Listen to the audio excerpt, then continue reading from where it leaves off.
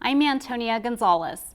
Quanah Rose Chasing Horse Potts is making waves in the fashion world. The 19-year-old model recently made a splash at New York Fashion Week, walking the runway for well-known designers. She also surfaced at the Met Gala decked out in Native American turquoise and silver jewelry.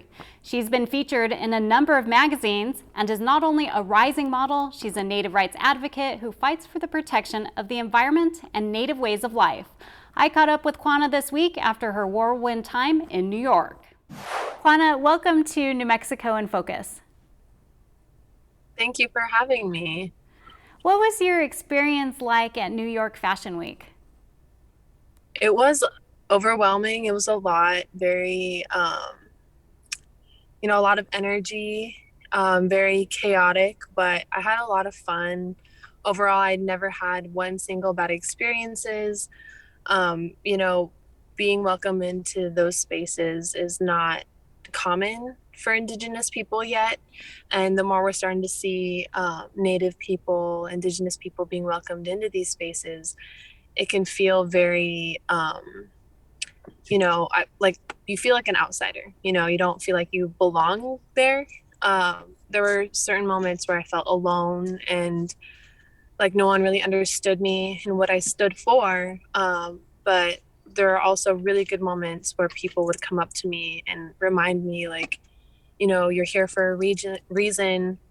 You're representing your people so beautifully, and it's okay to feel very alone, but don't forget that there are people that support you and your ancestors are walking with you. So having those little reminders, and even my aunties texting me, letting me know that I'm not alone, even though it may feel lonely, that my ancestors are with me all the time, that our communities, our Indigenous communities are rooting for me. And that really kept me grounded the entire time I was there. So it was amazing. I had an overall great experience, very blessed to be able to, represent in that way during Fashion Week. And yeah, it was definitely like I'm still having a really hard time processing everything that had happened and everyone that I had met, all the things that I did. And it was truly an honor.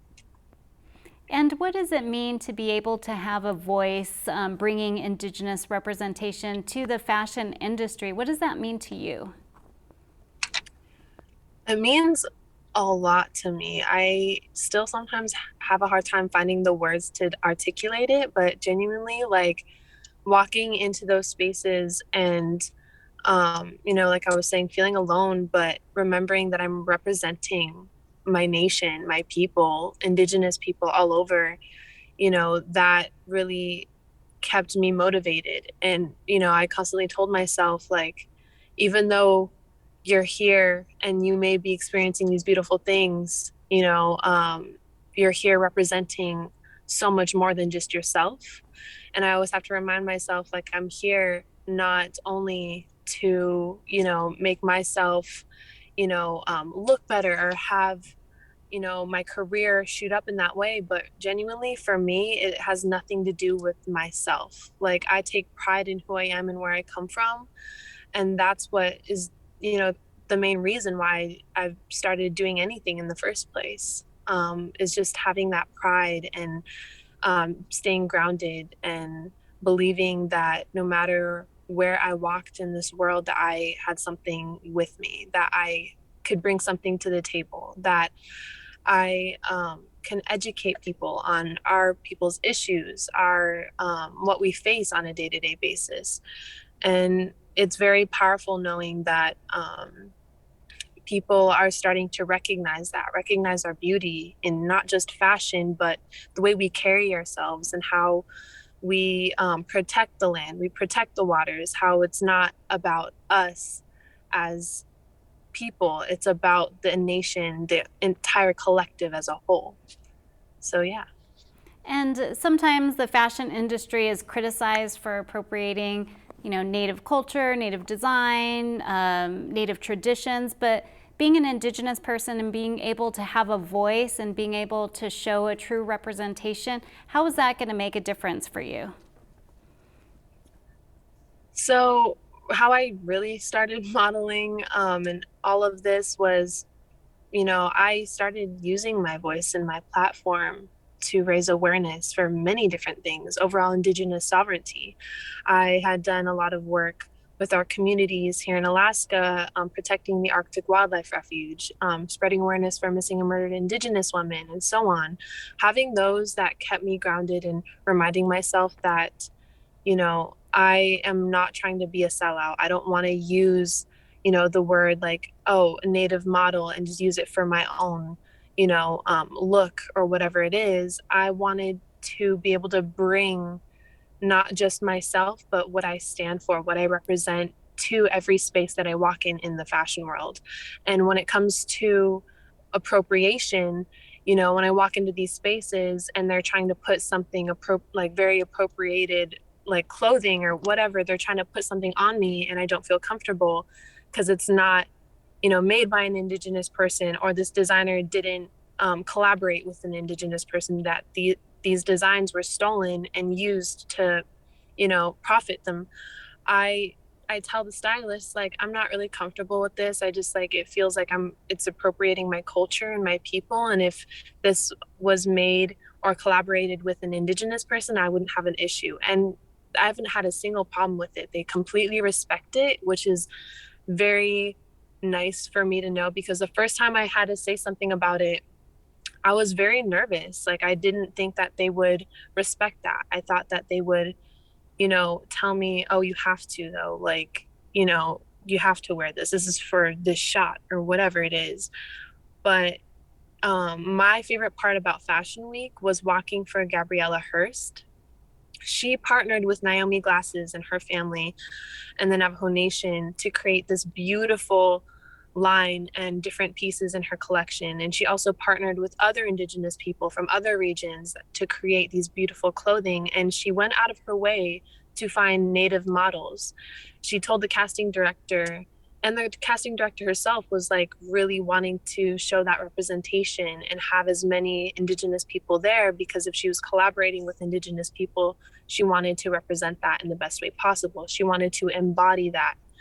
And so I think you know, walked into that space feeling confident and not alone. Like, that was the first time I didn't feel alone, seeing other Indigenous models there and like connecting with them and like laughing with them and, talking about how similar our features are, because, we all had like the native nose and whatever it was. Walking into that space and not feeling so alone was so beautiful. And being able to bring that and also connect on that level is very special, because I think that was the first time in fashion history that that was done, having more than one native model, and collaborating with native designers to create a beautiful line and represent it and embody it in that way. So I think it's extremely important that instead of appropriating, just reach out to other Indigenous people and be artists and designers and collaborate with them, not steal their designs, our sacred designs. And whatever it is, it's extremely important. And I feel very blessed to be a part of it. And there are a lot of different native fashion designers across the country, and there are many native fashion shows, including at the Santa Fe Indian Market. There's a lot of different events that showcase fashion. Are these types of events, getting more attention, or do you think they're still, a close secret? I I think they're getting more attention. I walked into Fashion Week and someone mentioned the Santa Fe, um, that whole beautiful space. Like, they were asking me so much questions about it. And I unfortunately wasn't able to make it. And I wanted to so bad. But I think they are really starting to get out there more. And every time that I'm able to bring up a native designer or talk about our own fashion, I include that as much as possible. And I always say there's so many beautiful designs by native designers, artists.